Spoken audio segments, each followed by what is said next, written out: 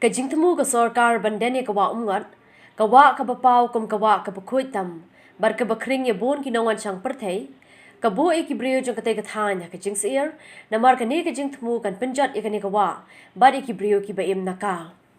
Haga bede bar ka ne, ki babon ki seng bar ki briew ki la persajur, bar ha ka sengi arpu sautarek menta kateo, ki Kynhun ki nongrep harur wa Umngot, ki la late IT ya ka RiKhasi ban persha ne ka project ban den ya kawa Umngot. Myntri rangba banrap ka sorkar jelau ba Prestone sang ulai ka Kular khamar kane ka Kynhun bo Iakren bar ki Myntri ke bai dan lang ha ka sorkar Halor kane ka project. Hadian ka jing IT ya ka RiKhasi President ka Meghalaya Rural Tourism Forum uba Alan West Kharkongor ulong ba kishania ha ka Kular jong ka sorkar bar ken pet ke ba ka sorkar kan le Halor kane ka jing persha. Concern kami pangkalay tuhod ng libre guwasa hasilyan ng panikawa Umngot kami habo baro aliang ng bawa Umngot teraja ka bayin na tourism makikita ka ndray sumpu siya itu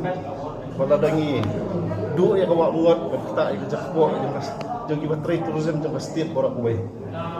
bakang topi ki guides bakang topi ki nongya kadi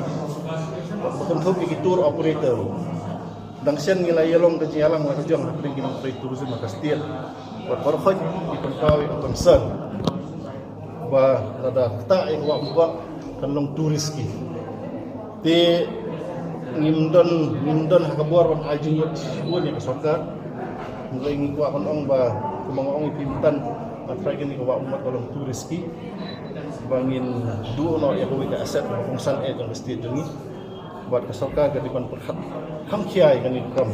kam tamba ka Meghalaya ka pau pasti ka tourism map jong dari India berakaway pyrthei berakaway atray nga di kamram jong stakeholder ka sorkar ban conserve ki asset jong ban maintain ki unde ban maj ki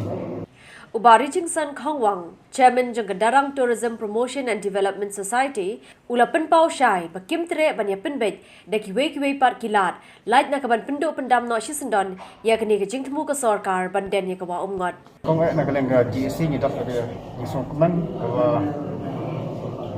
sibuk kawa kraw by teaching minister di ba Prestone tentang la pau ni ba kaleng project ada kadang ketagihan kita sisa yang nongret lupa kita ada juga kalau ban scrap nak ban drone nak project nomor ba nak naglang government ni ketika katei kemana sepeda nongret nanti ba thain ka prison sagway ru ba naglang di Kular ban rak poka kabinet ni nak kaya jingsyier ni seorang gentleman